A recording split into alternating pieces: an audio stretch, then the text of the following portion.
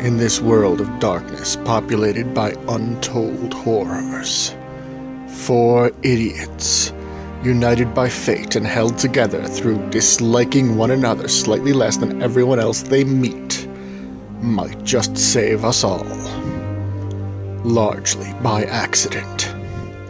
Welcome to This Bloody Mess, the increasingly poor decisions of 4 vampires.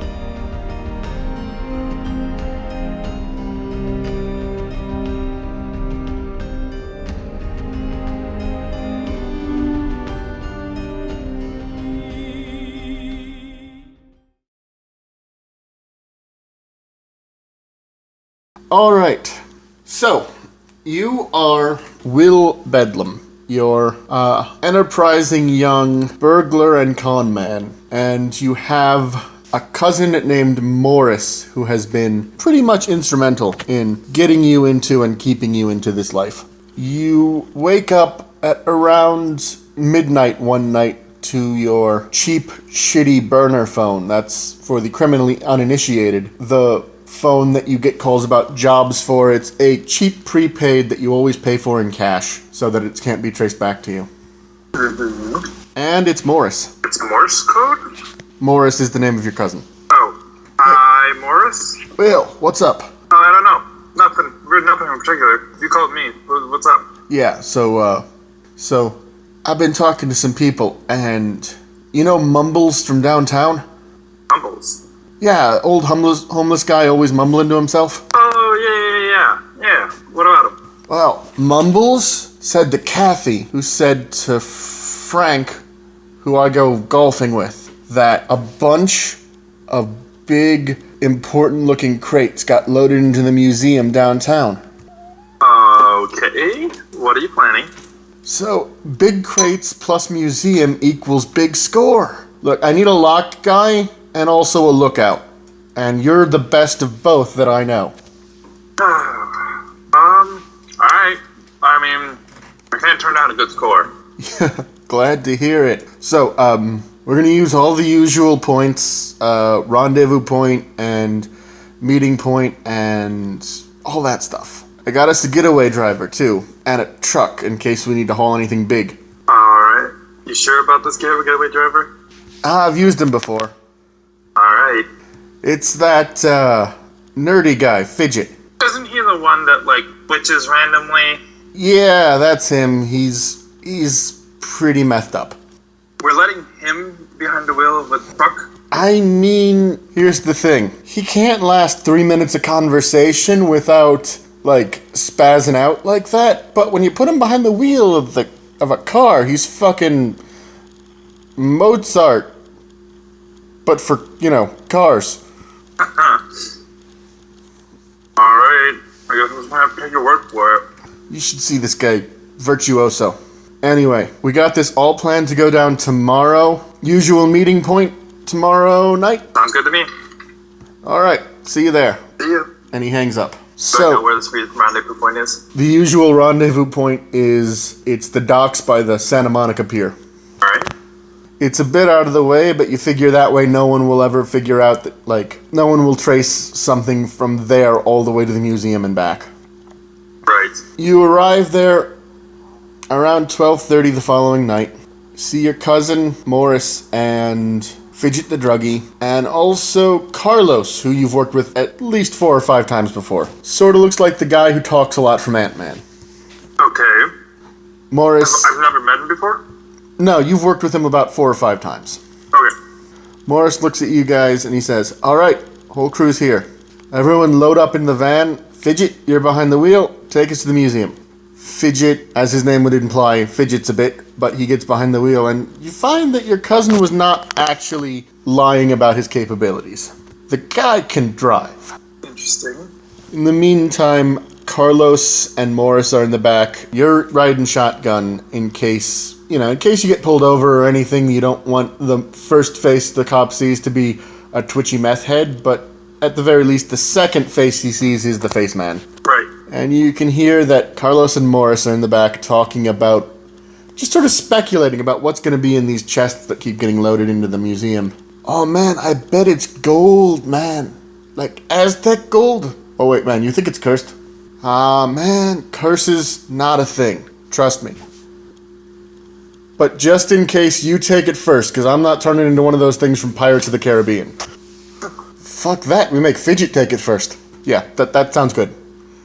Fidget, you're on taking the gold duty, in case it's Aztec cursed gold. Too much pressure! Do you have anything to add to, like, the conversation, or just sort of listening? I'll just listen. Yeah. Hey, man, I was watching a documentary about those blood diamonds, man. What if it's those? You know, diamond the size of a basketball. I don't know, that could be kind of hard to fence. But still, you could kill a squirrel with one of those. You're gonna use a diamond to kill a squirrel? I could. I'm not saying that's what we're gonna use them for. I'm just saying, a diamond big enough to kill a squirrel is gotta be worth a lot of money. Assuming you can fence it. Who doesn't want a diamond that can kill a squirrel? Good point, I suppose. Hey, man. You know what I hope it is? I hope it's the eyes of that big statue that got pried out in, like, a couple 100 years ago. Are you thinking about the jewels from the Player's Handbook again? Oh, yeah. Yeah, those aren't real. Never mind. Hey, S.A., you stoned on the job again? A little bit, you know. I'll be good. I'm on like 80%. I can breeze through any job at 80%. Oh boy. Hey, guys, we're here. You look around and you find that you are indeed behind a museum. All right. Was there any people? You see, there aren't a lot of people. You see one security guard who looks like he's just passed this area for part of his route. Okay. The back's not... I figured the back would be a little bit better guarded. Yo, S.A., I have been studying this place, and that guard takes 12 minutes to circle to the interior, or circle the exterior. We're golden. Alright, so we're trying to get in. Do you know about any of the security once we're in there? I know a little. This part of the museum isn't really open to the public, so I could only get an old floor plan from city planning. Okay. Looks like they got some cameras. That's what I'm here for. You and Morris get in there. We're gonna take the van, pull it around. You get up 2 floors. That's where they have the examination room. All the new stuff goes in there. Once you're in the examination room, find anything that looks valuable, bring it back down here. We'll be along that side alley. He points down another one. He says, there's a fire escape right by the examination room. You can use that to get straight to us. Okay. Alright, repeat the plan one more time just to make sure. We go in. Go in. Go up 3 floors. Find the examination room. It's where all the new stuff goes. Go into the examination room. Stuff yourself with as many valuables as you can. Take them down the fire escape right across the hall. We'll be waiting under it. Alright. If anything goes wrong, use the rendezvous point in the old diner on 4th Street. Okay. Old diner on 4th Street. Alright. So, that's the plan. If anything goes wrong, that's where we'll meet you. Sounds good. The show on the road. So, Carlos pops open a laptop and starts doing computer stuff, which, ironically, your character does not understand very well. You and Morris get out of the car. He just walks up and opens the door. Sort of gives you a wave and he says, after you. Alright, let's go. I suppose... so he disabled the alarms for the door? Yep. Also shut off the electronic lock for the exterior. He just taps a bit of technology hanging from the door. How about the locks on the inside? That's why I brought you. Alright. Locks on the inside are the more analog variety. Alrighty. Alright. So, he leads you in. You've both got a thing to get whatever quick directions you need from inside the van, but you know that for a job like this, you should keep it quiet on the chatter as much as possible. So, Morris guides you inside. He says, that door should lead to a stairwell. Do you think you can take care of it? Well, Let's find out. Let's try picking that lock. Alright, so what I'm about to run you through is dexterity and larceny. Okay. I have 2 points in dex and 3 in larceny. Alright, right now I'm running you with a standard difficulty of 6. You've gotten 3 successes, so that's a pretty normal event. You've gone in. It's not too difficult at all, really. It just takes you a quick minute, and the lock is picked. You push the door open, and you stand back and give one of those, like, eh? Alright, let's go. None too shabby, cousin. Let's get in there. 2 of you go up the stairwell, and Morris turns to you and he goes, you remember how many floors he said? 3. There you go, that's good. I was testing you. And Hey, just because I forgot the one time doesn't mean I'll forget this time. I learned from my mistakes. I love that time. Yeah. Instead of the rich guy who was on vacation, you broke into the house or the apartment of that old lady. Yeah, that old lady gives a scare of her life. Yeah, sure, you say that now. You weren't so confident when she was throwing that cat at you. You know, cats have some sharp-ass claws, and old lady cats are pretty vicious. Alright, come on, Hercules. Gives the doorknob on the 3rd floor a twist. He's just like, well, they remembered to lock this one, too. Well, stand aside, let's try it again. Wow, you did damn good this time. You thought you did good on the last one, but this one, you barely even have to touch the tumblers before the lock pops open and you pull the door. Still got it. Getting back into the swing of things. Alright, come on. Just have to look for the examination room? Yeah, gotta go to the examination. Probably. Are there any guards inside? That is a good question. I am going to let you have that as perception and alertness. Alright.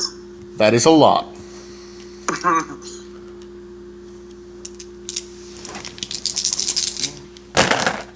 How did the point thing work again? How did the what work? How did the skills checks work again?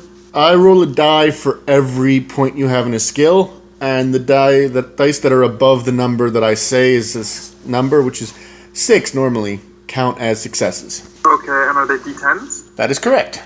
Okay, so you have to roll 7 d10s. And of that, you got 4 successes and a 1. So Motherfucker. that's 3 successes still. Okay. Oh, okay, the one cancels out one of the successes. Yeah. Otherwise, rolling more dice would be worse. Right, yeah, that's a good point. I mean, imagine fighting the ancients then, when they're like millions of dice, and it's just like, wow, I've never seen a Lovecraftian horror eat itself before. True. So yeah, with that, you just like, you hold up a hand and you just like, shh, sort of listen around. You point down one of the hallways and you say, guard coming from down there. And then you point the other way and you're like, the examination room's right there. I think we can make it before he gets here. So, I do have acute sense, right? Oh, well, I guess maybe not yet.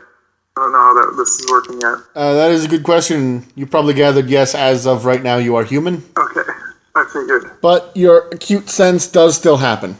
Okay, so... It's not playing in right now because it's sight. Right. So, probably be quiet as we're going through, as we're going across the other side. That does seem prudent. Would it be stealth and dex? Yep. Okay, so that's 5 dice. What about not Roman. Is it Roman? No, Morris. Morris. How did I think of Roman? It's because that's the cousin that got you into a life of crime. So far he hasn't talked. Yeah, so far he hasn't talked about big American titties or bowling. Okay.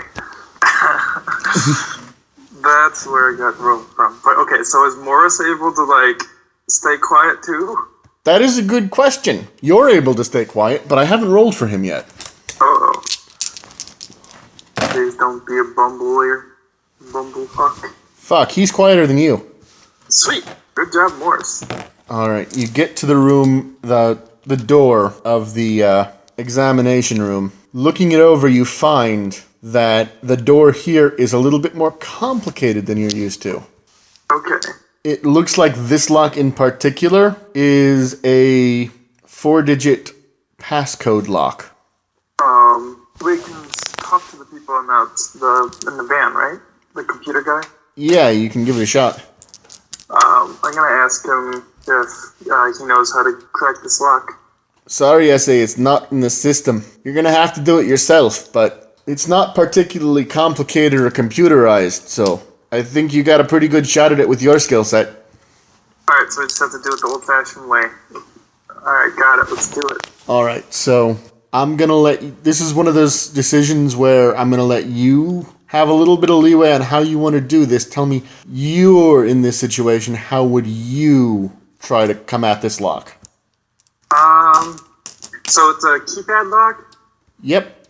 Is it just a keypad lock, or is there some sort of card swipe, or... Looks like just a keypad lock. Okay.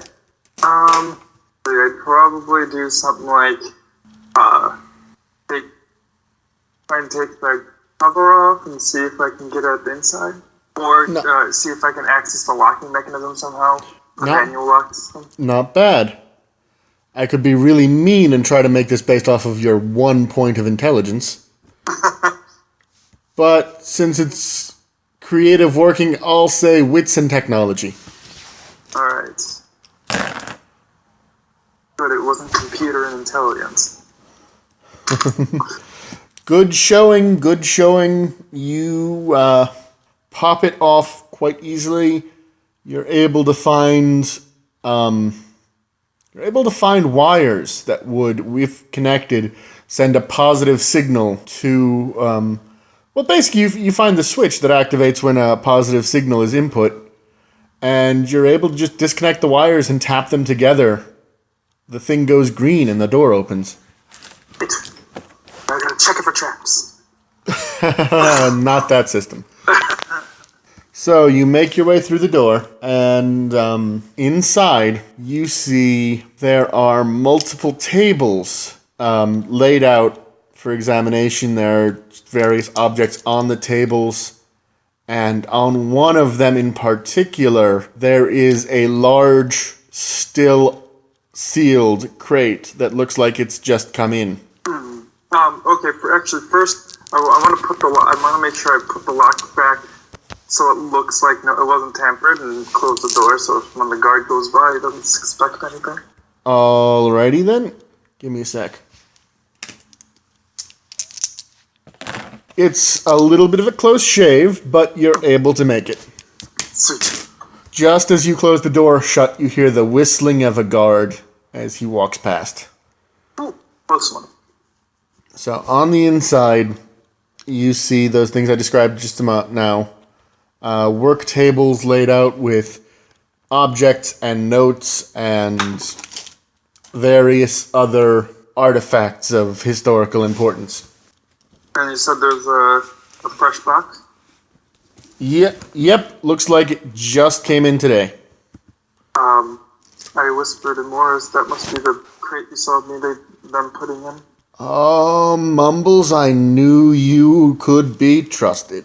You see him break open his thieves' tools bag, and he pulls out a fresh crowbar and another one for you, and he says, "You ready?" Let's do this. All right, let's see how this goes. My strength is 1. I don't know if it would help. All right, you got 1 success and a 1. Fuck. So, I mean, you're not really helping. But the good news is, you're not really taking anything away either, and you didn't, herniate something. Meanwhile, Carlos... No, Carlos isn't here. Morris... You see it start to lift a little bit on his end. Okay. I'm going to try peeking in. All right, let's see. That would be perception, and I'm going to go with awareness for this. All right. All right. Peeking your, well, not really your whole head. There's not enough room. But peeking your eyes through the slot that's opened up, First of all, Morris goes, "What's going on, man? Keep prying." But Just hold it up there. inside you see, well, darkness. But inside the darkness you see something glimmering. Some kind of color. Golden color. Like stars in the night. Alright, well, might as well try and open it up now. Alright. You stand there like, I'm doing the thing I'm good at. We'll get back to the prying in a minute. This time you have one success with no ones. The combination of skills I'm using, by the way, is strength and larceny for the curious. Okay. Oh god, no. What? Your cousin rolled 2 successes and 3 ones. Oh no! Alright, so your side lifts up a little bit to match his. Then he, feeling like he has to show off now because you're matching him, he pushes down really hard and the wood splinters and just gashes open his hand. No. He just looks down. There's like blood seeping into this thing. And he's just like, shit! Shit! That's DNA! Yeah, you fucking idiot. I do not need lectures from the guy who just tried to stick his face in this thing. I'm doing that's what I'm good at, seeing things. Look. Okay, here's what we do. We break open this box. Wait, what did you see in there anyway? Just glimmering. Something shiny. Something valuable, probably. Alright, I'm sold. Let's just take the goddamn box. We get the thing open, we grab whatever's inside, and we grab anything that has blood on it, okay? Oh, shit. This is bleeding. Can I do something about that? Is there... What skill set would that be? You would need medical knowledge for sure. Right. I have none. And intelligence. I have one. Would you like to roll at difficulty 7? Fuck it. Let's try it. What else are we gonna do? You stare at his hand for a while. It does not help. God damn it. The way I look at it in this situation is just be glad you don't make things worse. Right. Okay, is there some sort of bandaging? Some way to, like, at least bandage it so it doesn't bleed more? Cover it up? It looks like he's trying to, like, hold his hand in his sweater. You gotta hold your hand up, dude. He just sort of, he tries it, and blood is dripping on him now. He looks at you and he's just like, I'm not sure this is better. It's not dripping on the floor. That is a good point. Is there some kind of, like... fuck it. Hurry up, let's try and get this fucking thing open. He just sticks the crowbar back and he starts wrenching it down from a different point this time. You see it give a little bit more, and you hear the nails pop out. Finally. Alright, let's get this thing open. I bled for this shit, bro. Let's go. Alright, let's open this up. You do so. Inside is a brilliantly inlaid stone coffin with gold and gems sort of set inside of it. And inside the coffin is what appears to be the desiccated, mummified corpse of what appears to be a woman. Oh. Ew. Thought it was shiny. Yes, there are gold inlays in the coffin. How the fuck are we gonna get this out of here? Cousin, I gotta tell you, I got a lot of people. I do not have someone who can fence a dead lady. Oh fuck, we broke it here for nothing. Shit! Is there, well, fuck. Fuck it. He reaches down and he grabs some kind of weird jeweled, like, scepter or some shit that's just sort of lying on her chest, and he pulls it out and he's like, I'm not going away, I'm not doing this for nothing. We gotta get all the wood that has your fucking blood on it. Yeah. Just, he grabs a couple other, like, bits of wood, and he starts moving away. And he's just like, alright, I'll toss this into the alley. By the time they think of, like, looking at bloody wood in a back alley, like, we'll be in, like, Honduras or some shit. That's not how this shit works. He holds up the whatever it is, and he just goes, look at this thing. Worth a fortune. If this doesn't buy us tickets to Honduras. Is Honduras nice? I don't know, man. I'll ask Carlos. Let's just grab the wood, put it all in the van, get out of here. Yeah, sure. Is there anything else in here that's worth anything? Let's see. Well, obviously that's perception. The second bit would be... I'm going to give it to you for investigation. Okay. Also, I want to make sure we get all the bloody pieces. Thank God we are not playing Dark Heresy. Why? Because you have 6 dice and 5 of them are 9s. You start looking around. First of all, you find some slates, some like little slates that. What are those things? It is completely flown out of my head now. What do you call those things that are made of wood? Clipboards. That's what you forgot? I forgot the name of clipboards, and it came back to me when I said they're a piece of wood, and I was starting to say that you clip things to. Oh my goodness. The human brain, am I right? You find some simple clipboards that give you like a basic rundown on what each item is alleged to be. And obviously this one, the answer they have is that it's the mummified remains of a mad woman discovered in a pagan swamp in England, or somewhere in that general area. I mean, with an intelligence of 1, that's as much as you can gather from it, at least. Right. You also find nearby is a small historical artifact found in the same area, which appears to be fairly valuable. It looks like some kind of small, like, runestone type dealy. Runestone? Yeah, like some kind of weird symbol of protection. Apparently it was found somewhere near this mummy. Okay. So, between that, you think that you guys can manage a pretty decent haul from this trip? Right. Let's get, do we have anything to put the stuff into? Yeah, Morris brought a bag. Okay. He hurls his weird little whatever it is from inside the coffin into it, and invites you to put the runestone in. Alright, I put the runestone in. Alright, cool. Let's bounce, cousin. Yeah, let's get the fuck out of here. Did I see, was there any blood on anything from what I saw?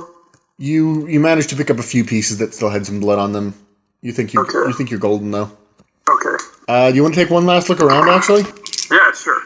Let's do it. Last check. Alright, so that's perception, alertness, I think.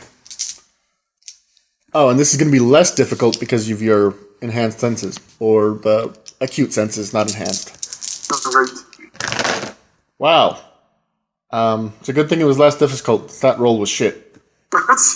Alright, so you're looking down there and you notice some of the blood has seeped into the coffin. Oh no. Oh shit. Dude, Boris, we gotta get this coffin out of here. What are you talking about? There's blood in there. He looks into it and he just sort of whaps you upside the head. He says, "There's no blood in there. What are you on? Look again." What? You look again. There's no blood. There's no blood now? There is no blood now. I could have sworn there was blood in there. No, I know my senses are pretty damn good. You know this. I know what I saw, dude. Dude, you're freaking me out. Look, here. He reaches in and he takes out a little towel from his thieves' tools and he says, "I'm getting the fuck out of here. But if you want to stay and wipe up imaginary blood, be my guest." And then he hoofs it out of the room. I'm gonna look in there one more time to see if there's any blood in there. You do not see blood. Alright, well, okay, I'm like, fuck it. I gotta get out of here. I'm not gonna be sitting here and get caught. Alright, so you make your way to the fire escape then? Yes. Alright. You hear what sounds like yelling from out on the street. What? Where on the street? Down in the alley you're supposed to be climbing down into. It looks like Morris is already gone. What? It looks like he already headed down the fire escape. Okay. I'm gonna go down the fire escape then. Alright. You hear someone yelling, No, it's okay. I dropped the trash bags. It's fine. I'll pick, you can pick garbage up. It's fine. It's not like a plate. It didn't break." What? Yeah, you thought it was weird too. Looking down, you see that Morris, still in his full, burglar outfit, has come face to face with what appears to be a waitress. 2 trash bags are spilled at her feet. He's holding her at gunpoint and just sort of nervously backing away. The van is nowhere to be seen. Motherfucker. He looks up and he sees you and he's just like, no, go. You know the rendezvous point. We'll meet there. Alright. And he sort of motions for you to get back into the building. I go back into the building then, I guess. Alright. You climb back in, and let me see here. I'm going to roll perception and alertness really quick. You hear a voice in the general, vicinity of the examination room just go, the fuck happened in here? I guess I don't go back in there. Well, I mean, you can't see the examination room from your entry point, and vice versa. Oh, so it's... I thought the fire escape was out of their examination room. No, it's across the hall. Okay. I guess I'll listen. Alright. You hear a guard, you assume, because he takes what sounds like, you can hear radio static clatter in the background. Yeah, this is O'Hanrahan. We got real mess up here. Someone's opened the crazy crate. Looks like they scattered some pieces of it around too. That weird rock is missing. So's the mummy. Oh God. What the fuck? No, you assholes. I'm not kidding. The mummy's... Ah! Oh shit. Okay, I ain't going back in there. Alright, so... Actually, no. I'm too curious. I'm gonna, peek around the corner and see what the fuck happened. Alright. You peek your head around, and you see that the guard is lying on the floor in a slowly expanding pool of his own blood. His neck appears to be broken, and you can see standing over him in the same garments as the mummy you saw before is a young woman who appears to be... I don't know how to put this without it sounding a little weird, but she looks emaciated at first, but it seems like she's slowly inflating to normal human proportions. Okay. Well, that's creepy. I know what that is, but Will doesn't know what the fuck that is. I'm going to try and go back out the fire escape quietly. Alright. So as you approach the fire escape, you hear what sounds like a voice with a heavy accent saying, You go. You go now. We don't follow. And then you hear a loud clang and a gunshot. Outside the window? Outside the window. What? You look outside the window, and you can see there is a woman in vaguely punk rock looking clothing lying on the ground. You don't get a very good look at her, but she's just been shot in the chest, and you see your cousin just flings his gun into a dumpster and just runs for it. What the fuck? The look on his face is one of pure panic. You don't think he meant to do that. Right. And you hear sirens. Oh, shit. How far on distance are they? They're getting closer with every second. You hear a voice in your ear go, Mission's fucked, mission's fucked. Do not use the fire escape. They are gonna be there any second. Motherfucker. The fuck should I do then? I look back towards there's only one entrance out of this room, right? Or the entry point where the fire escape is? Yeah. And it goes into the hallway. Yep. I'm gonna, alright, well, I'm just gonna think that I was just kind of crazy and just gonna go back towards the door and peek around, see if there's anybody there. Alright. The hallway appears empty. Is the guard still in the examination room? You don't see him. Is there blood there? There is. It's faint. The puddle's much smaller than you first saw. Part of you thinks you might have just imagined what you saw before. Okay. Actually, I'm probably going to think maybe that's Morris's blood. It very well could be. Alright, so I guess I'm going to... The hallway's empty, right? Yep. I'm gonna walk back towards the entrance. Alright. You start heading towards the stairwell. You make it about 30 feet before you hear a voice. From where? Directly behind you, an area you just passed. Okay. From your garb, I assume you are some manner of brigand. I'm gonna turn around. All right. The woman from a moment ago is standing there. Oh, fuck. Brigand?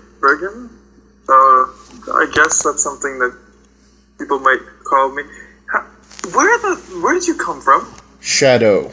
Shadow. I am a creature of shadow and darkness, born of night. Okay. I'm just trying to get out of this museum. So I'm just gonna go out the door that way. Okay? I'm afraid the constabulary will reach you before you are able to escape this place. Constabulary? Men with sticks who dislike brigands. Oh, guards. Oh, you're saying they're gonna? Are you gonna help? Do you want to team up and try and get out of here? Trying to get out of here too? Considering what you did to that guard. It is entirely likely that my getting out of here would benefit from an ally. I mean, I guess I could always use the help to get out of here, considering supposedly can go everywhere without making a sound. With a level of comfort with you that you're not accustomed to from a stranger, she begins moving your limbs about as if she's inspecting an animal she's just bought. Can I help you, miss? No, just be still.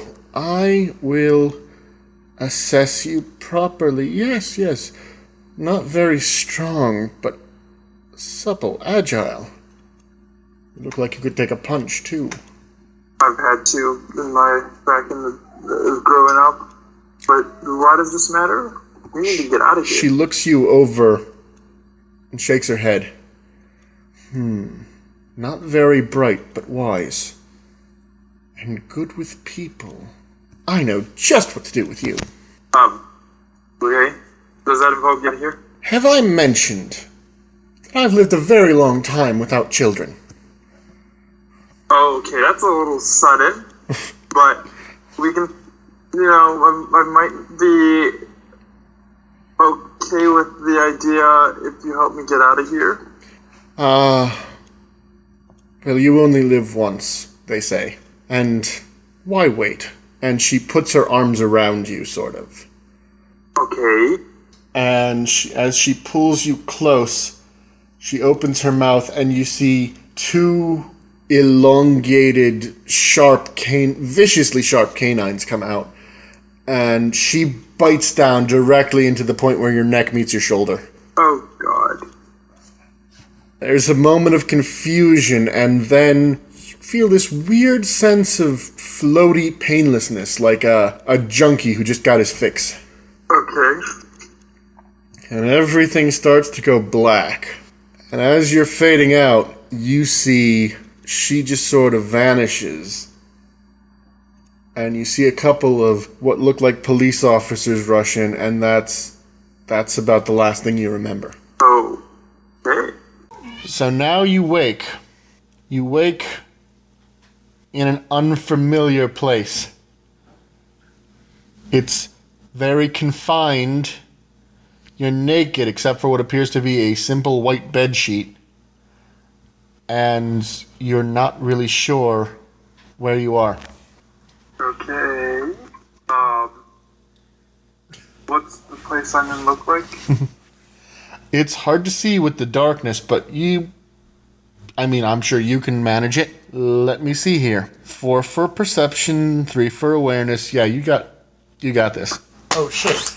1, 2, 3, 4, 6, 7. So on a roll of 7 dice, you got 7 successes. Oh shit! He sees everything! You suddenly possess the power of molecular vision, apparently. Okay, that doesn't happen, but you're able to gather a lot of details of this small confined space. There's some kind of weird rolling cart beneath you. The space itself is rectangular. You believe you see faint light coming from the end by your feet. Okay. Piecing it together, well, that's really more intelligence, so we're going to assume you don't do that. but you think you could move out the ends where you see this rectangle of light if you were able to propel yourself somehow. Tell myself. Propel yourself. Okay, so I'm restrained? You are not. You are naked except for a white sheet, but you are not restrained. So I can move freely. It's a confined area, but within the confines of that area you can move freely. It's maybe, if you assume you're laying on your back, which you do, you assume maybe 2 or 3 feet wide. Okay. Basically, the dimensions of it are almost in tune with the dimensions of your actual body. Like a coffin. Almost, yeah. There's like a little wiggle room, but it's mostly like a human-sized container. And I see edges or light on top and bottom. You see light coming in from the edges of something by your feet. Okay. Let's try pushing up. You push up and hear a sharp metallic clang. Otherwise, it seems ineffective. I'm going to push above my head to push me down. All right. You see that the area where you saw this light, a rectangle falls loose, and it appears to just sort of hang beneath you. As this rolling cart you're lying on pushes way out, and you sort of like guide it with your hands to move yourself all the way out. And as you stand up, you see that you are in what looks to be a drawer, and all around you are similar drawers. Okay. Like a morgue. You think you are, in fact, in a morgue. Okay. You appear to be alone, with a single hanging bulb overhead illuminating the room. Weird. So, I guess thinking back to what happened, do I remember everything that happened before, like with the bite and stuff? You do remember it, even if you might not remember it terribly vividly for some of those moments. Okay. Well, I mean, you remember it about as vividly as I described it, but maybe you don't completely understand it yet. Right. Well, I guess I might as well close the morgue door that I came out of. Do I have like a little tag on me? Let's see, yeah. Searching, you find a tag that says John Doe, museum break-in. Okay. So, okay. Is there, do I have any, like, did I get autopsied? I'm gonna check, like, see if I have any scars on my chest or anything. No, you don't think they got around to it yet. You don't see any incisions. So, am I just in a room where they keep all the dead bodies? Is there a bunch of other stuff there? Or? Yeah, it looks like it's the storage room. There's a table, presumably for whatever operations need to happen. Right. But you don't think anything's going on at the moment. Okay. Is there a door? There are 2 doors, one to the left and one to the right. Are there windows on the doors? Only on the one to the right. I'm gonna look out that one. All right. You start to take a peek out the door, and suddenly you hear a voice behind you say, "Really, child? This new funeral arrangement is so curious. What do humans do with all the time saved mourning with these coffin doors?" What? I turn around in surprise. The woman is back, looking just as you saw her before. Greetings, young child. Excuse me. Are you eating? What are you eating? I am eating nachos. Oh, I was saying that to the lady. She is not eating nachos. Greetings, child. It is good to see your safe return, and your intriguingly Roman form of attire. Did I die?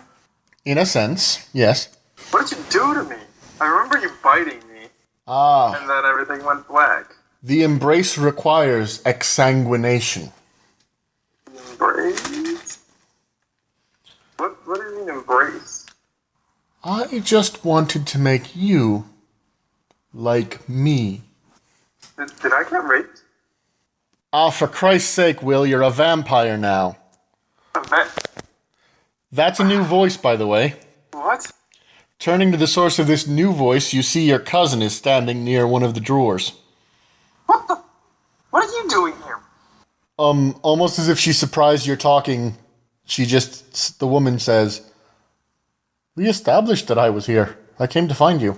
No, Morris, what? Oh, how quaint you.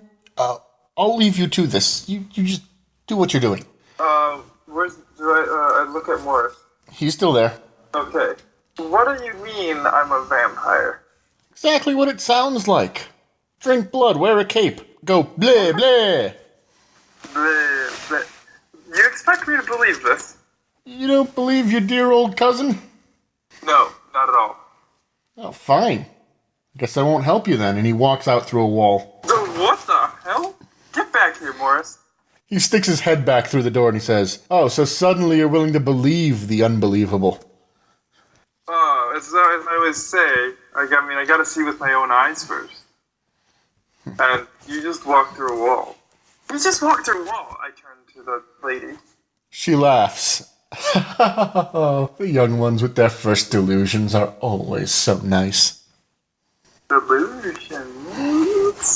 What are you talking about, delusions? I suppose I should introduce myself properly. My name is Margaret, although there are some who would call me by the epithet Mad Maggie. I do not particularly like this turn of phrase. Okay, Miss Margaret. Thank you. Although if you so wish, you may call me Mother. What? Okay. I am a vampire of the clan Malkavian, who perhaps have something of a reputation as madmen, but insightful madmen. Okay. So, let me get this straight. I am a vampire. You're a vampire. Correct on both counts. You made me a vampire. Also correct. Brings those teeth, but, oh man, I'm never going to be able to eat Italian again. I'm afraid the garlic stories are not entirely true. However, the eating could prove a problem. Not many of our kind can withstand human food. But I like food. That's like the only thing that's comforting. You'll have a new sort of food. Oh god, I'm going to have to start drinking people's blood now? Yes, come That's now. my food? I have taken the liberty of preparing your first meal. I'm not going to start twinkling, am I? Twinkling? Yeah, sparkling. And then I'm not going to have to wear a cape. Can I turn into a bat? That's really more another clan of vampires entirely. No, vampires turn into bats? Different clans, different abilities. I'll teach you to make the best use of yours. But first things first, and she reaches over and she pulls out one of the drawers, and you see what looks like a terrified, bound and gagged orderly, just sort of tied to the drawer, and she says, "Well, you mustn't miss your morning meal. Evening, I suppose." And she takes a little, swab of cloth, and she wraps it around your neck, and she just taps you on the back as if she expects you to eat. Do I have to eat him? Oh, right, blood. How does this work? Do I just, bite into it? Just start, and your instincts will carry you through it. I'm not gonna kill this dude, am I? I should hope not. How do I know how much blood I can take without killing him? You'll have a good feeling of when to stop, but you may not. Okay, I'm a little scared. I don't want to kill anybody. The last thing I want to do is go to jail for murder. Only a thief. So you go down, and once you're close to the man's neck, almost instinctively you bite in. And it's incredible, to be honest. The sensation of human blood flowing into your mouth is one of the best things you've ever tasted. Okay. Alright, that's pretty good. But with 2 successes on your willpower, or your self-control roll, you're able to pull back after you've taken enough to sustain yourself. Oh, good. The terrified, shrieking orderly soothes his way to the ground, sort of staring off into space before ultimately falling asleep. "Ah, how precious," she says. "You fed without killing on your first try. I do wish I could commission a portrait for this." was pretty good. So, how often do I have to do this? Well, you'll need some blood in your system to wake up every night. That's how I found myself in that unfortunate predicament in the... What do you call that building we were in before? Museum. Yes, that. How long were you in there? Or how long were you not, not functioning? Oh, it's been so long I don't properly remember. You lose sense of time.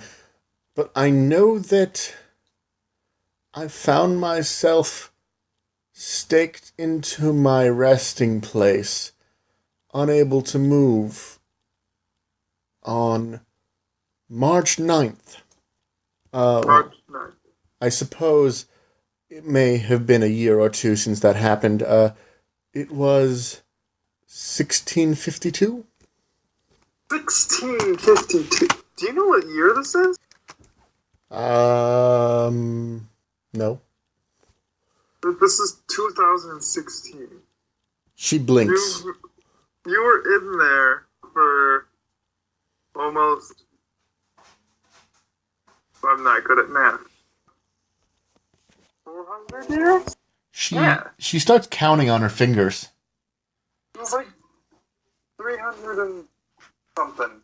Like 380 years.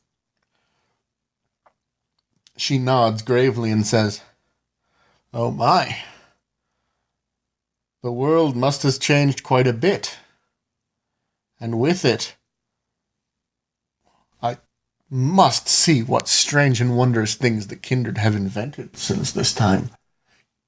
I chose you well. You shall be my guide into this new world, and I shall be your guide into the world of vampires." Kindred? Another word for vampire. How many vampires are there? Well, at least 12. Well, However, if I had to guess, probably quite a few more. how is it that the humans don't know about us? Well, they used to. I suppose the idea of the masquerade that I heard bandied about a lot in my time quite probably took hold, if you do know what we are. Okay. So I take it, well, first off, let's get out of here before we freak some more people. Is he going to remember us? I point to the orderly. Oh, that is a good point. And she snaps him awake. She sort of waves in his face, meets his gaze, and then says, "Forget."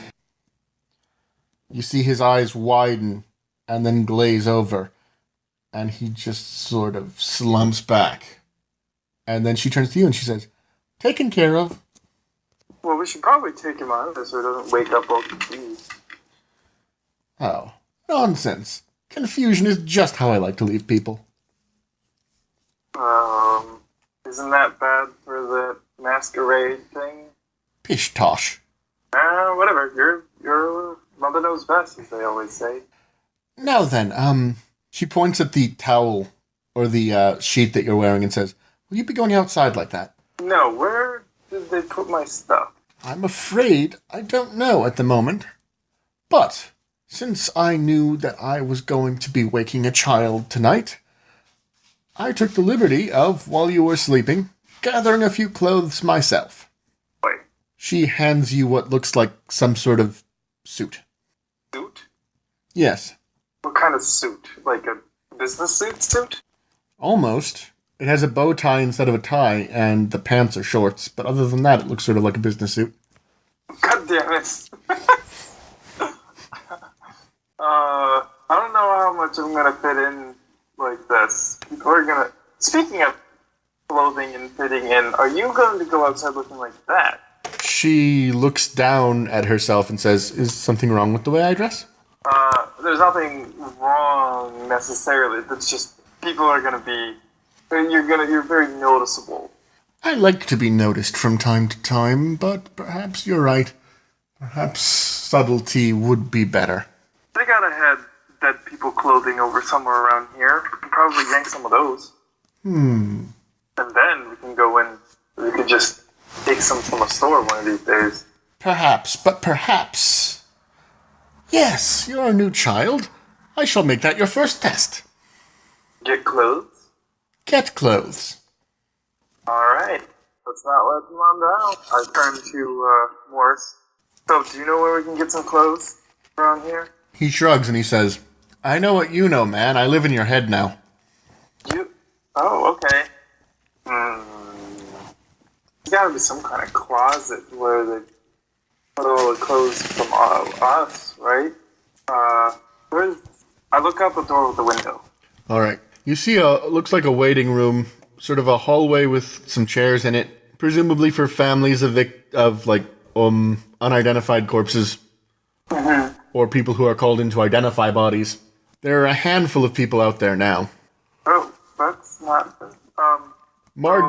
Margaret smiled and says, perfect for the test. And she reaches over, opens the door, and pushes you out it. Oh, what? Okay. She just sort of whispers as you're, forcibly approaching these people. I like the blonde's clothes. See if you can get me them. Okay. Well, so what did the people... Did people notice me yet? They appear to, and they appear to be quite shocked. Hey guys. How's it going? Who are you? Well, that's not very important, but you can call me, whatever you want to call me, actually. I honestly don't know. You're wearing a sheet. No, what's wrong with that? You know what? You're naked. I'm wearing a sheet. That's not the definition of naked. But if you so insist, you should give me your clothes. I say, pointing to a guy that looks about the same size as me. All right, the guy with the blonde, who up to this point hasn't really stepped in, just stands up and he just goes, hey, pal, I don't know what you're implying exactly, but cut it out. What? Cut what out? I just need clothes, apparently, and you have clothes. I'm not gonna give you my clothes, dude. Why not? What's wrong with giving me your clothes? Well, first of all, I paid for these. Second of all, that's weird. Weird is just all in your head, man. Do I have access to my disciplines now? That's actually what this exercise is about. Okay, I figured. Can I use Dominate to suggest him to get me the clothes? You can. The downside is that it must be a single word command at this level of Dominate. Okay. He looks at you, then looks down at his clothes, and just starts flinging them all around the room. Whoa. In fact, he's doing so in a seductive dance number. Seemingly aimed at a combination of his girlfriend and you. So I woke up next to his girlfriend and I'm like, hey, that's not bad. You got quite a catch there. But I would like your clothes too. So you should... You see, yeah, the problem is you can't really quite get her into eye contact with you. Quite possibly because she's too distracted by her half-naked stripping boyfriend. What's demontation let me do again? At this level, it lets you reach into emotions that are already there and amplify or reduce them. Okay. And Auspex let me see things, and Obfuscate lets me hide things, or hide myself. Yep. Okay. So, how can I get her to pay attention to me? Is the guy naked yet? Very nearly. Okay, He just took his belt off and he's doing that weird, towel thing with it. Okay. I'm gonna pick up his clothes that are on the ground. He's still wearing pants. Okay, so I still need to get his pants. This tutorial's weirder than a lot of the other ones. Probably because I'm not Katie. So does dementation let me understand what they're feeling too? My interpretation of it at this stage, which I might have to change later if I reread the book and find out I'm wrong, you make a guess at what they're feeling, and if you're right, that emotion is affected the way you want to affect it. Okay. I'm gonna assume that the girlfriend's feeling shocked. So I'm gonna try and boost that shock so she can focus a little bit more. You're gonna assuage the shock? Yes. Alright. You are successful. Sweet. Did he take off his pants yet? Yeah, he has now. Sweet. Take those pants up too. You now have pants.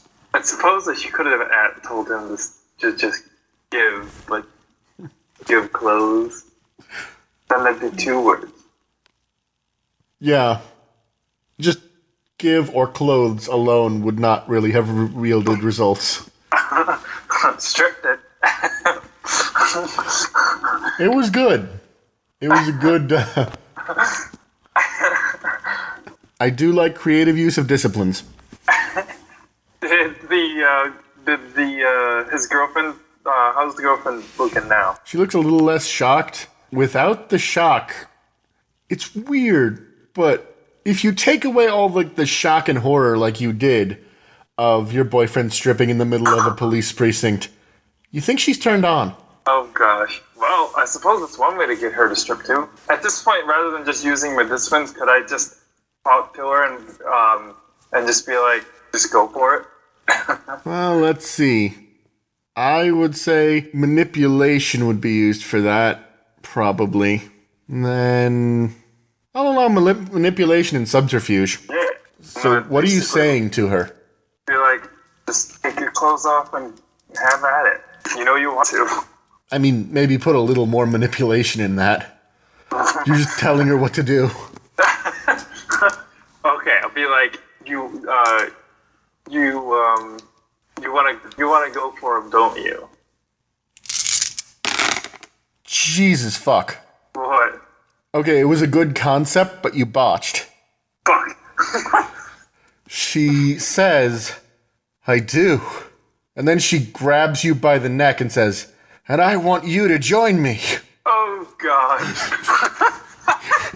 I mean, it'll get the result I want, I guess, in the end. At which point the boyfriend goes, you girl-stealing bastard, and punches you in the face. Ow.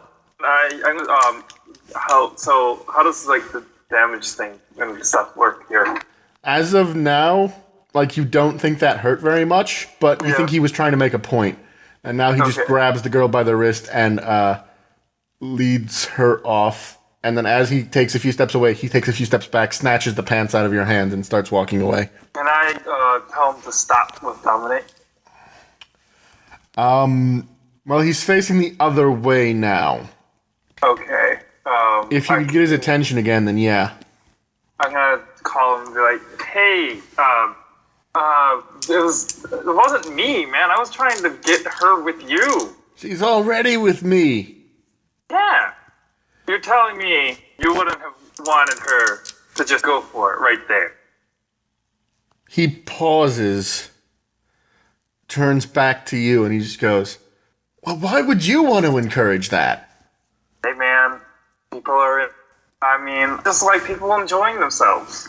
Free from societal burdens of social normalcy. You know what I mean? Let's see here. He walks over to you, reaches into the pocket of his pants that he's holding, and hands you a card with a phone number on it, and he just goes we'll get back to you on this. Then he storms off. Fuck. Right. The girl winks and walks away. Damn it. Even though you're sure she hasn't exited the room that you started in, your sire just appears next to you and just goes, well, you didn't accomplish your goal, but your strategies were incredible, and you used your disciplines well. What was that all about, anyways? As what we are, we have certain abilities outside of the norm for the kind. Mortals, as you call them. Okay. It's a vampire thing? Quite. From the looks of things, you've inherited both the ability to dominate and the ability to dement. Okay. I wonder what else I can do. Is there any, was there any cameras in this room? You don't see any. Okay, good. Make sure.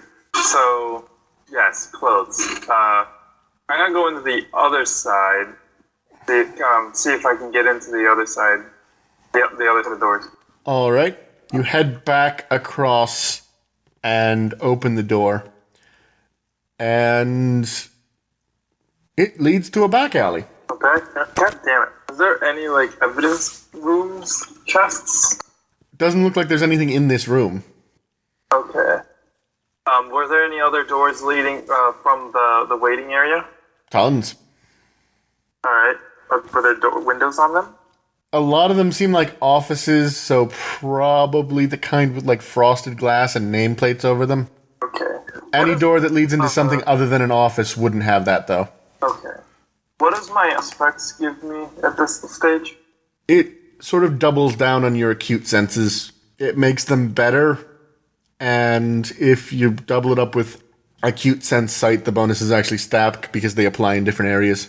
Ooh, cool. And what can I do with obfuscate? You can vanish into shadows. Okay. Well, would they have... Would I be able to figure out where I can find, like, the evidence? I'd just like to take a moment to point out that you're still wearing a bib. Oh. Meh. Alright, I just felt it bared mentioning. Yeah, so I just kind of want to figure out where, if I can figure out any evidence, where any of the evidence chests are, or if there's any clothing stores nearby.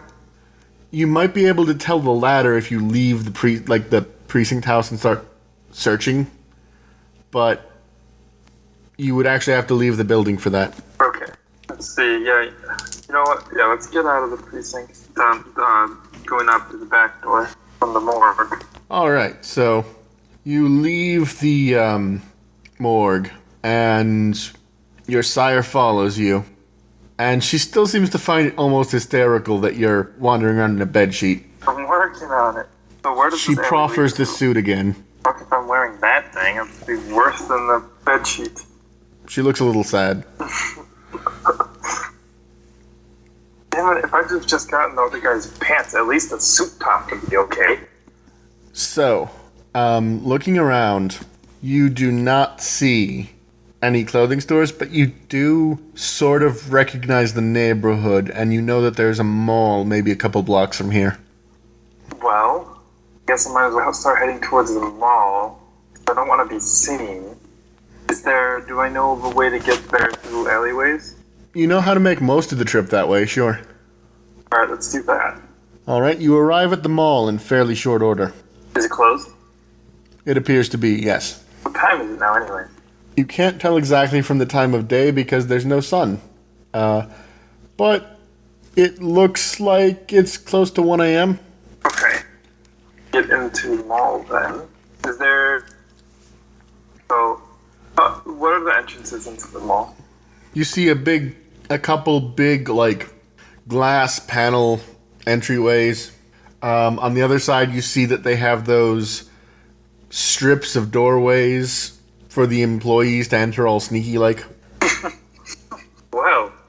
Sounds like my condition. You find, fuck it, I'm just gonna say that you find a door labeled Hot Topic. I needed a place that sells clothes, and I didn't want to make one up. Alright, well, let's... I'm assuming it's locked, right? Yep. Alright, unlock its own page. Oh, yeah. Alright, unlock its own page. Oh, yeah. Yeah, you slip through, and you kind of have to improvise the tools, because you don't have them, because they were with your body. Or presumably with your clothes now. But you're able to get the lock open. Alright. Inside, you find a variety of pop culture-related items.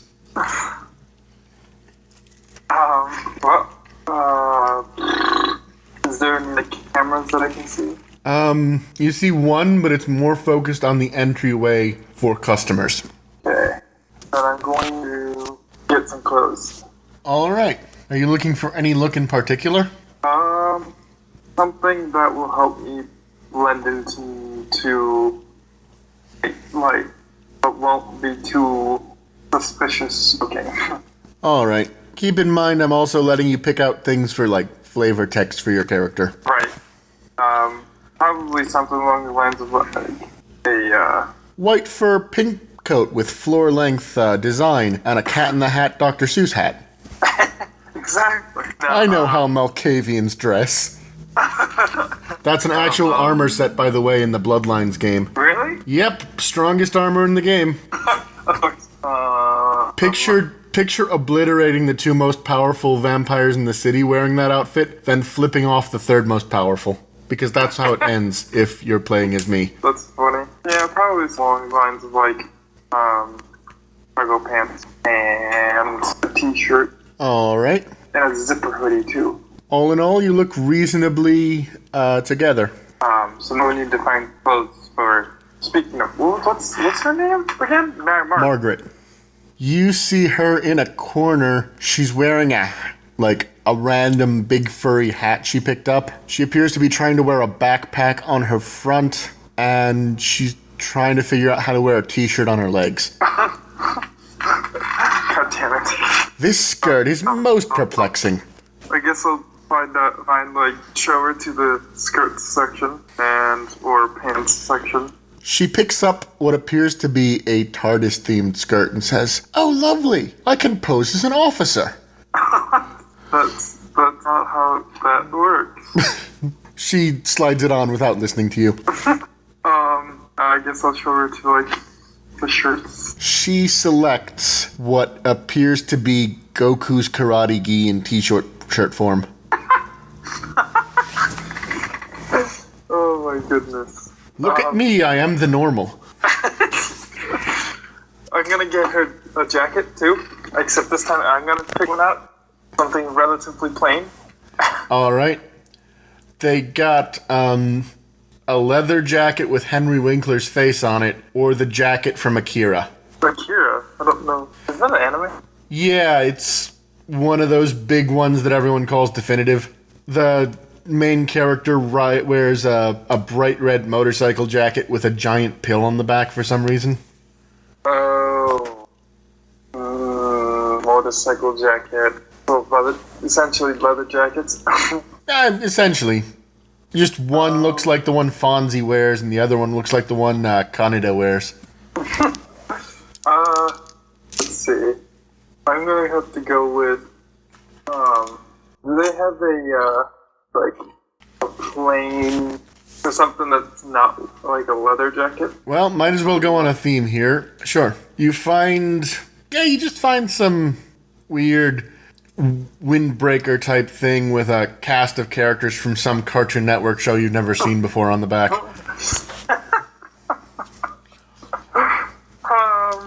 Let's go with the leather jacket with the pill on it. Alright. You dress her in a bright red Kaneda jacket. Actually, not bright red. The other one. The one that's black. Alright. You slide her into a Happy Days Fonzie jacket. You try to teach her to go, "Ayy." She takes to it well.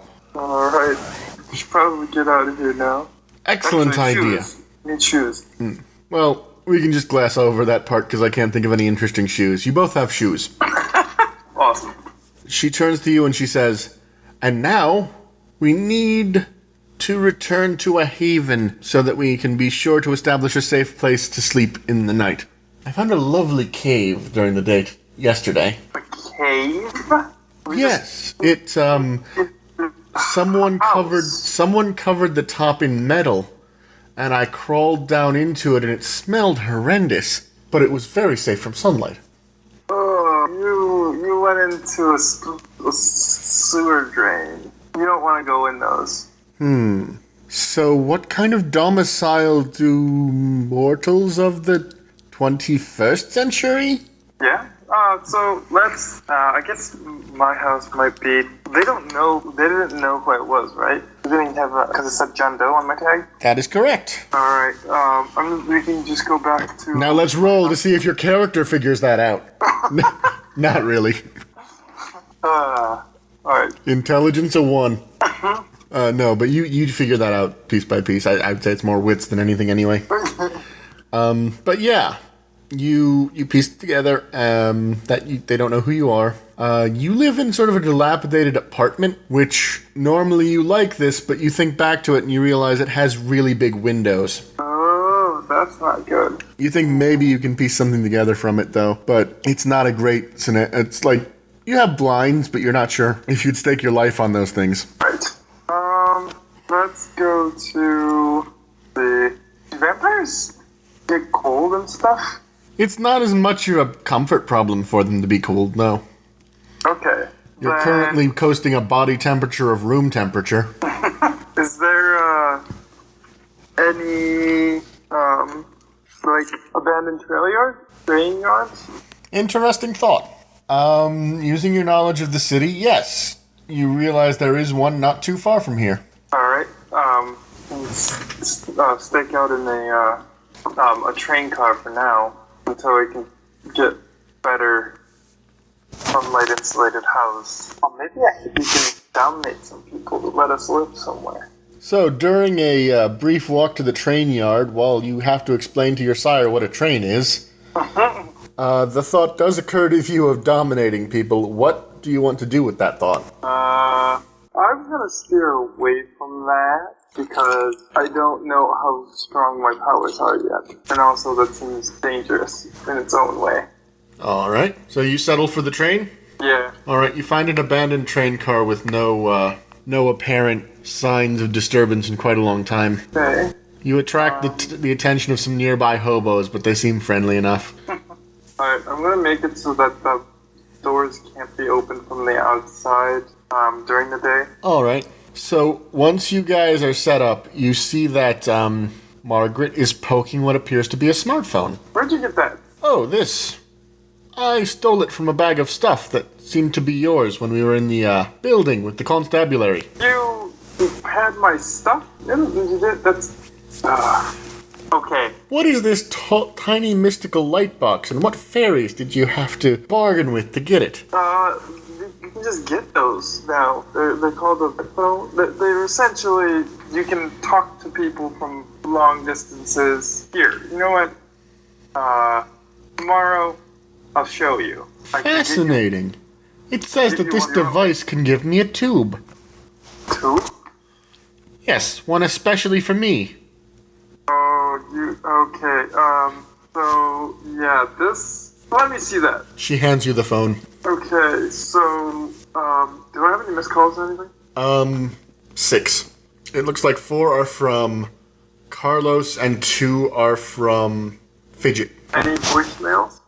Yeah, looks like each of them left one message before just trying to call you over and over again. I guess I'll go ahead and listen to both of them.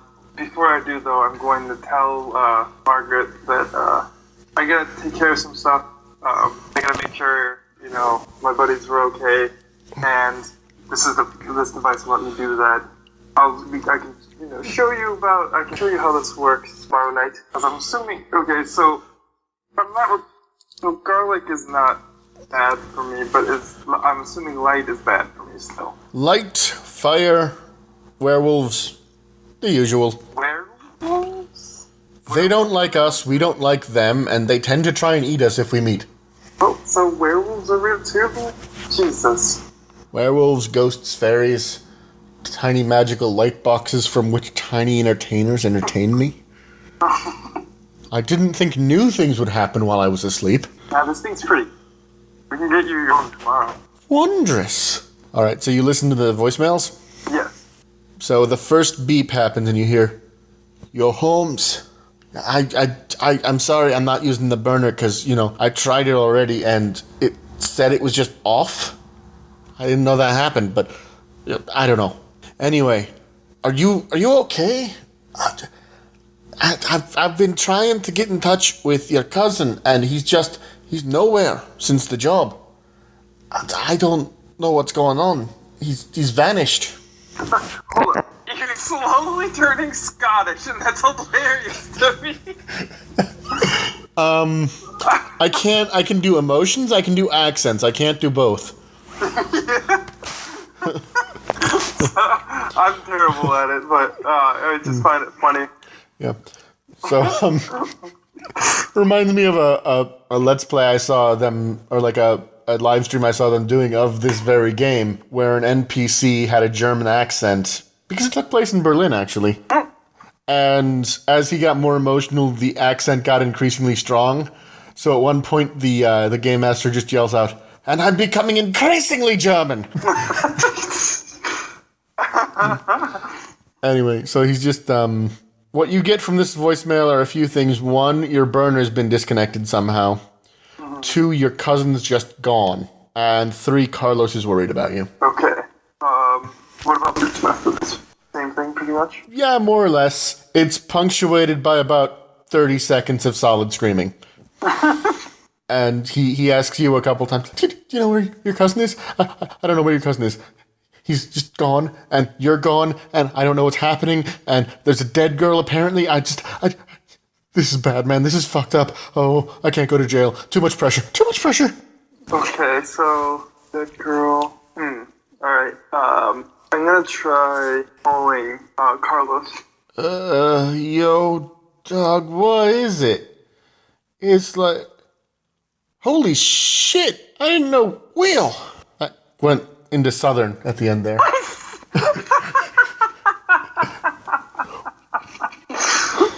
Oh, man.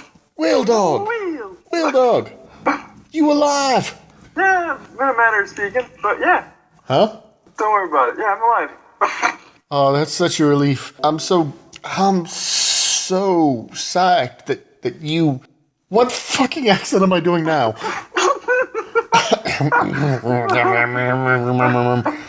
I'm so psyched. You and Morris got out of there all right. Where is he? I have no idea, man. I saw, like, we were trying to go down the fire escape, and, I looked down, and he had some girl at gunpoint, and the next thing I know, I hear a gunshot, and tell him, I see him running off, and saying we're gonna meet at the rendezvous point. Shit, dog. Me and Fidget went to the rendezvous point. He wasn't there. No one was. And no one's seen him. He wasn't in the police or anything. What's more, he and that girl disappeared. We went back to the crime scene. She was just gone. The girl was gone, too? Yeah. Fidget thinks it's a cover-up, but I just think it's plain old weird. Oh, yeah. I've seen plenty of weird today. Well, I guess for now, just stay low. Don't do nothing. We got, I'll see if I get a hold of Morris. Tell Fidget to do the same. Will do. Okay, see you. And I hang up. Alright. So, that takes care of your missed calls, assuming you're not going to call Fidget. Right. You've got maybe an hour left before sundown, or sunup if you want to do anything. I'm gonna try calling Morris. Alright. You make the call, but it goes straight to voicemail. No rings, no nothing. Alright. Almost immediately, you hear a voice directly behind you go, "You rang, cousin?" You turn around and, well, there he is, just standing there. Again. Oh, you're that Morris that's in my head, aren't you? You got it. You know what happened to the real Morris? Shit, man, as far as I'm concerned, I am the real Morris. Just because I'm renting out space in your head doesn't mean I ain't real. You should thank me, because there's a lot of space up there. Hey. He leans back and winds up sort of floating in an imaginary hammock. Easy, cousin. You know I like to play games. Just let me enjoy it while I can. Do you have any ideas of where I can go? Where Morris might have went? He gives you another, level look, and he's just like, again, Morris is me. God damn it. But I can tell you, if I got in trouble the way fake Morris got in trouble, I'd go to the rendezvous point, and if I couldn't do that, I'd go home. Alright, so I guess this home's worth a shot to check tomorrow. I'd want to check a day, but we only have an hour before we have to get back. How far away is this house from here? It's actually only a couple blocks from your apartment, but you're pretty far from your apartment right now. Okay. I guess we'd have to wait tomorrow. Yep. So, yeah, I guess we'll call it a night in here. Mm-hmm. So, I believe this is where the wonders of time skippery come in. What happens the next day is you guys go to Morris's apartment. You find his wife is there, or his girlfriend is there, and he is not. She's distraught. She's freaking out. You're able to calm her because you're a Malkavian. Not a sentence I ever thought I would say. A few months pass. Margaret is obsessed with smartphones now. And pop culture, and while she usually has defaulted back to a new and improved version of her old-fashioned pagan wear dress, you also often find her in very much modern material as well. You also know that she's making a scene in the kindred community. You've seen a handful of appearances with her. Quite frankly, the community is freaky as hell. Okay. You've met people with no faces. Or people with faces that are like... bleh. One guy looked like he'd been on fire. Okay. In any case, you've met a lot of people. Most of them are suitably impressed with and or scared of your sire. Okay. In the meantime, we open in your little ramshackle hut in the train yard a few months, maybe 4 or 5 months after this entire incident went down. You awake to find that Margaret has just entered the haven, humming a jaunty tune. She usually wakes just before you, and makes some sort of, like, she does things before you wake up. Errands and such. Huh? I asked Margaret what's all that. Why are you so happy today? Oh, it's a wonderful day. It's the official day of the becoming. So, what? The becoming is a day on which sires who believe they are ready can suggest that their children, be allowed full status in vampire society. So, when you think I'm ready? I think you're ready now. Oh boy. Do I have to take some kind of tests? I'm terrible with tests. Well, first and foremost, apparently, is a gala being hosted by and she just sort of does air quotes because she's learning culture fast. Acting prince of the city. She just mumbles something under her breath. I think you hear the words bloody Tremere. And then she says to you, first we must go to him and have you declared. And she takes out that suit again. No. Now, dearie, you must look your best. Fuck it, I'm gonna wear it. You don the suit and look like an enormous 3-year-old. Looking good, cousin. Shut up. Fine. And you see his mouth stretch in an exaggerated way, and it curves to contain his entire body, and he disappears inside his own closed mouth. Oh, darling, don't forget the hat. And she puts a hat with 2, like, tiny curls coming off of it on top of your head. What? You look ridiculous. And then she says, we must leave immediately. I've gotten us appropriate transport. What? She opens the train door. On the other side are 2 enormous tricycles. God damn it. Where is this becoming your gala thing? Just downtown. You expect me to ride this tricycle all the way downtown? You hear a honking sound, and you look over and there's a car nearby. Okay. And she says, no, dear, these are just your becoming presents. I've called a Uber. The Uber? Oh, okay. I think that's how it's pronounced. No, it's Uber. Bloody Germans. So, the 2 of you, I should mention in this moment, she is wearing sort of a bizarre goth Lolita outfit that, like, it's meant clearly for people of a much smaller size, but it makes her also look sort of like an enormous little girl. Oh my goodness. As the 2 of you climb into the Uber, it drives off in the direction of the gala for the becoming, and that is where we leave this prelude. Cool. That was fun. I'm glad. And we will open next time on The Becoming with the 4 player characters meeting for the first time.